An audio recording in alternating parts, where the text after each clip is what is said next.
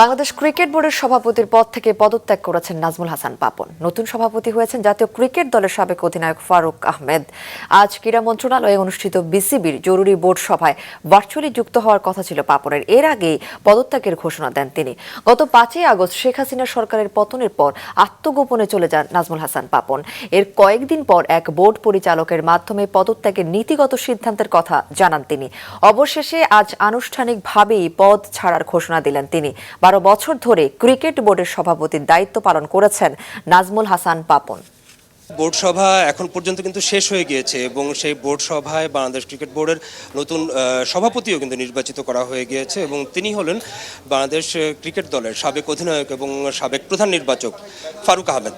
তিনি বাংলাদেশ ক্রিকেট বোর্ডের নতুন সভাপতি নির্বাচিত হয়ে গিয়েছেন এবং তাকে বোর্ড সভাপতি নির্বাচিত করা হয়েছে জাতীয় ক্রীড়া পরিষদের কাউন্সিলর হিসেবে তিনি প্রথমে এসেছেন এবং তারপর পরিচালক হিসেবে নির্বাচিত করা হয়েছে এবং তারপর তিনি নতুন বোর্ড সভাপতি হয়ে গেছেন এবং সেই বোর্ড সভা কিন্তু শেষ হয়ে গিয়েছে এবং সবাই বোর্ড সভা করে চলে গিয়েছে। এখন শুধু আমরা সংবাদ মাধ্যমে যারা আছি তারাই আসলে এখানে উপস্থিত আছি এবং এই বোর্ড সম্প্রসারণকে এবং ফারুক আহমেদ নতুন বোর্ড সভাপতি হওয়ার পর তার ভিশন কি থাকবে, তিনি কি নিয়ে কাজ করবেন, সেটা আজকে বিকেলে আনুষ্ঠানিক সংবাদ সম্মেলন করে জানা হবে। অবশ্যই বোর্ড সভাতেই কিন্তু আগে যিনি সভাপতি ছিলেন নাজমুল হাসান পাপন, তিনি তার পদত্যাগপত্র পাঠিয়েছেন এবং তার পদ থেকে পদ ছাড়ার পরই কিন্তু ফারুক আহমেদকে কাউন্সিলর, পরিচালক এবং তারপর বোর্ড সভাপতি হিসেবে নির্বাচিত করা হয়েছে।